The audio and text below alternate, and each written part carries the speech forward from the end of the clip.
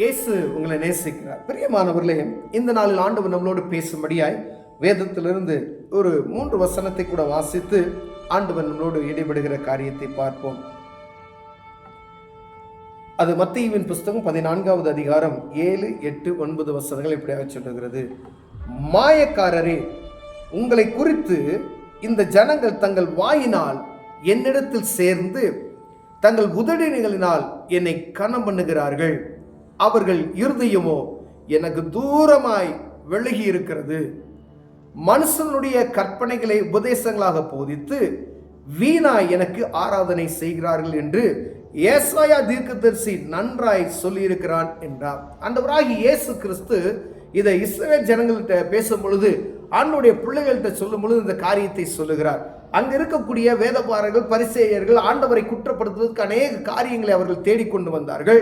அப்படி இருக்கிற சமயத்துல ஆண்டவர் ஒரு காரியத்தை செய்கிறார், சொல்லுகிறார், மாயக்காரரே அப்படின்னு சொல்லுகிறார். அப்ப நம்முடைய இருதயத்துக்கு தான் ஆண்டவர் சொன்ன இந்த வார்த்தை எனக்கு இது பொருந்துமானா, மாயம் பண்ணி கொண்டு இருக்கிறேனா இல்லை உண்மையுள்ள மனிதனாய் இருக்கிறேனா என்று பார்க்குவதற்கு அழைக்கப்படுகிறோம். பிரியமானவர்களே, மாயக்காரரே, உங்களை குறித்து இந்த ஜனங்கள் தங்கள் வாயினால் என்னிடத்தில் சேர்ந்து, சும்மா வாயினால ஆண்டவர்கிட்ட சேர்ந்து தங்கள் உதடுகளினால், வெறும் உதடுகளினால் என்னை கனம் பண்ணுகிறார்கள். அவர்கள் இருதயமோ வெகு தூரமாய் இருக்கிறது, எனக்கு தூரமாய் விலகி இருக்கிறது என்று சொல்லுகிறார். நம்ம பேசுகிறதெல்லாம் அழகா பேசுகிறோம், ஆண்டவரை பற்றி பேசுகிறோம், ஆண்டவரை பற்றி நல்லா வாயால பேசி அவர்கிட்ட இருக்கிற மாதிரி காண்பித்துக் கொள்கிறோம், உதடுகளினால் அவரை பேசி போற்றிக் கொண்டு இருக்கிறோம். நம்முடைய இருதயம் தூரமாய் இருக்கிறது என்று சொல்லப்படுகிறது. பிரியமானவர்களே, வாயார சொல்லிட்டு வாயார சொல்லுவாங்க பார்த்தீங்களா, மனதார சொல்ல மாட்டாங்க அப்படின்னு சொல்லுவாங்க பார்த்தீங்களா. அப்ப சும்மா வாயளவா பேசிட்டு போறது, ஆனா இருதயத்துல உள்ளத்தின் ஆழத்திலிருந்து ஆண்டவருக்கும் எனக்கும் இருக்கிற காரியத்தை நான் எப்படி ஆண்டவரை ஆராதிக்கிறேன், அப்படியே சும்மா மேலோட்டமா வாயால உதடு மாத்திரம் அசைந்து அப்படி பேசுறதா, உள்ளத்தின் ஆழத்திலிருந்து நாம் ஆண்டவரை ஸ்தோத்தரிக்கிறோமா, ஆண்டவரை போற்றுகிறோமா என்று பார்க்கும்படி ஆண்டவர் விரும்புகிறார். சொல்லுகிறார், நீ மாயக்காரனே அப்படின்னு சொல்லுகிறார்.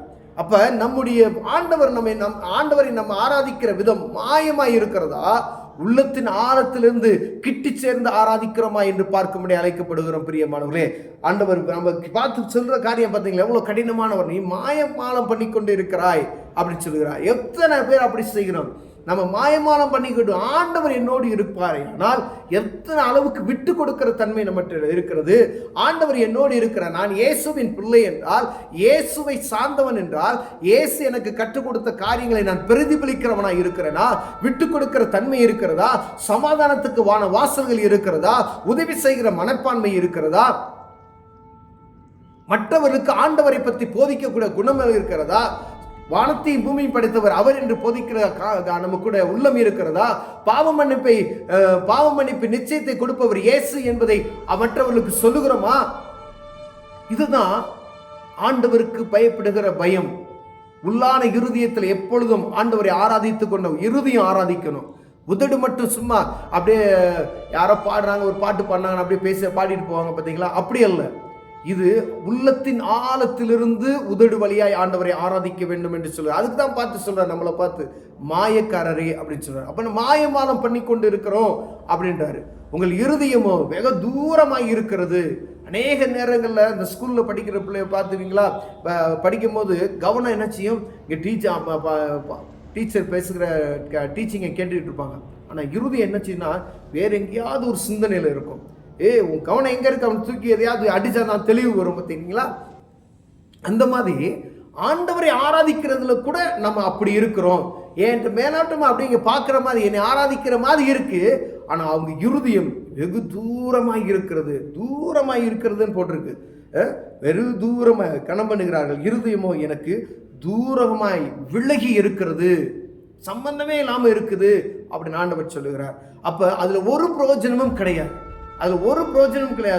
ஆண்டவருடைய வருகை நிமித்தம் கைவிடப்பட்ட கூட ஒரு சூழ்நிலைக்கு நேராய் தள்ளப்படுவோம் என்று சொல்லப்படுகிறது. பிரியமானவர்களே, நானும் எல்லா வேலையும் செஞ்சுட்டு சும்மா ஆண்டவரையும் ஆராதிப்பேன் அப்படின்னு சொல்லுகிற காரியம் அது வீண், அது பெருமைக்கு, அது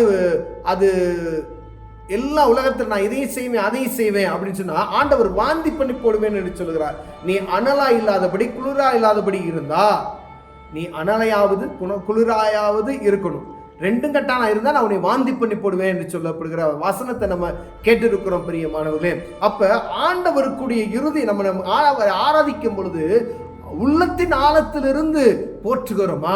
நீங்க ஜெபிக்கிற ஜெபம் ஏன் கேட்கப்படலை அப்படின்னு சொன்னா, இந்த உள்ளத்தின் ஆழத்திலிருந்து ஜெபிக்காதபடிக்கு ஏதோ நாலாவது மனுஷன் உலகத்தில் இருக்கக்கூடிய ஒரு மனுஷன்ட்ட கடன் கேட்கறது போல ஏதோ ஒரு காரியத்தை அப்படியே போற வாக்கில் சொல்லிட்டு போறது போல காணப்படுகிறது என்று சொல்லப்படுகிறது பிரியம். அதுக்கு தான் ஆண்டவர் சொல்கிறார், மாயக்காரரே, நீங்கள் வாயினால பேசி உதடுகளால் என்னை கனம் பண்ணுகிறது போல கனம் பண்ணுறீங்க, உங்க இருதயம் தூரமாய் விலகி இருக்கிறது என்று எழுதப்பட்டிருக்கிறது பிரியமானவர்களே.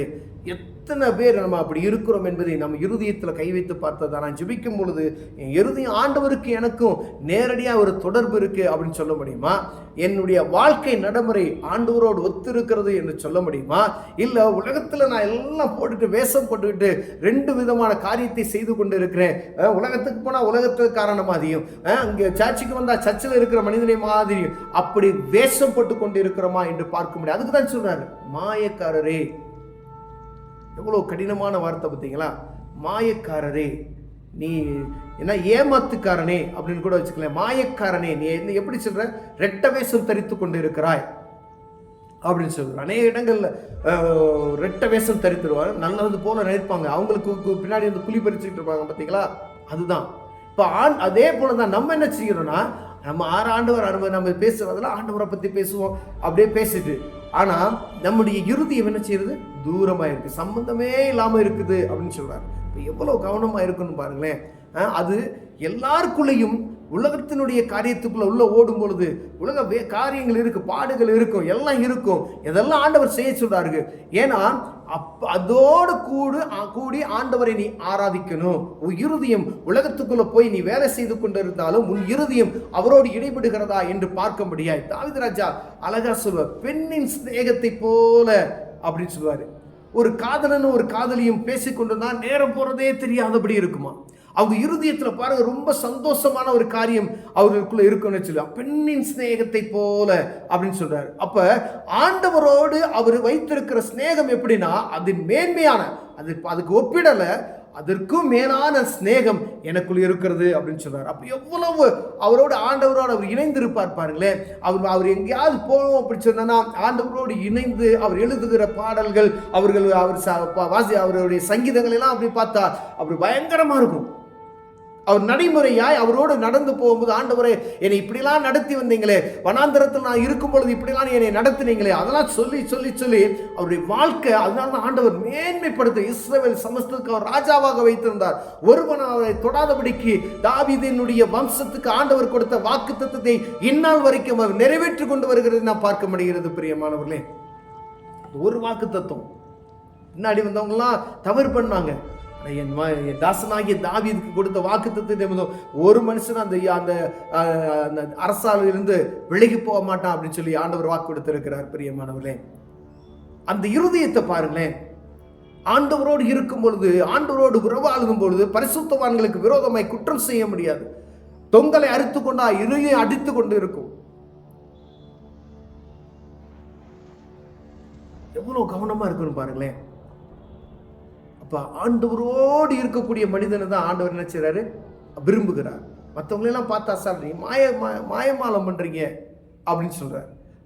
நம்முடைய வாழ்க்கை எப்படி இருக்கிறது என்று பார்க்கும்படி ஆண்டவர் விரும்புகிறார். பெரிய ஒருவேளை மாயமான காரியத்தை செய்து கொண்டு இருக்கிறோமா, இல்ல ஆண்டவருக்கு விருப்பமாய் தாவீதை போல, தாவீது ராஜாவை போல ஆண்டவர் சமூகத்தில் எப்பொழுதும் அவரை ஆராதித்து கொண்டு அவரோடு இணைந்து ஓடுகிறார். அவர் ராஜா தான், இஸ்ரவேலுக்கு பூரா அவர் ராஜாவா இருந்தார். அவருக்கு அவர் பயங்கரமான ராஜா. அப்ப அவர் ஆண்டவரோடு இணைந்துதான் அவருடைய பணியை செய்து கொண்டு இருக்கிறார். அப்ப அந்த இருதயத்தை ஆண்டவர் விரும்புகிறார். என் இருதயத்துக்கு ஏற்றவன் சொல்லக்கூடிய அந்த காரியம், அவர் இருதயத்துக்கு ஏற்ற என்னவன் சொல்வதற்கு கூட நம்ம தகுதி இல்லைன்னா அது கடைபிடிக்கிறதுனால நம்ம செய்யறோமா என்று பார்க்க முடியாது. கொஞ்சத்தில் உண்மையாயிரு, உன்னை அநேகத்துக்கு அதிகாரி ஆக்குவேன் அப்படின்னு சொன்னா, கொஞ்சம் கூட உண்மை இல்லை அப்படின்னு தான் நமக்கு அப்ப அர்த்தம். ஆண்டவர்கிட்ட நான் கொஞ்சம் கூட உண்மையா இல்லைன்னா ஆண்டவர் எப்படி ஆசீர்வதிக்க முடியும்? வேலை நம்ம இதில் குறைவுள்ளவர்களாய் காணப்பட்டோமையினால் அவர் சமூகத்தை நோக்கி பார்ப்பீர்கள், ஆண்டவர் ஆசீர்வதிப்பார். கண்களை மூடுவோம். அன்பின் தகப்பனே, ஆண்டவரே எங்கள் உதடுகளினாலே கனம் பண்ணி விட்டு ஆண்டவரை இறுதியும் தூரமாக இருக்கிறது ஆண்டவரே, உண்மை கிட்டி சேர்கிற அனுபவத்துக்குள்ள எங்களை மாற்றுங்க. இயேசுவின் நாமத்தில் பிதாவே, ஆமென்.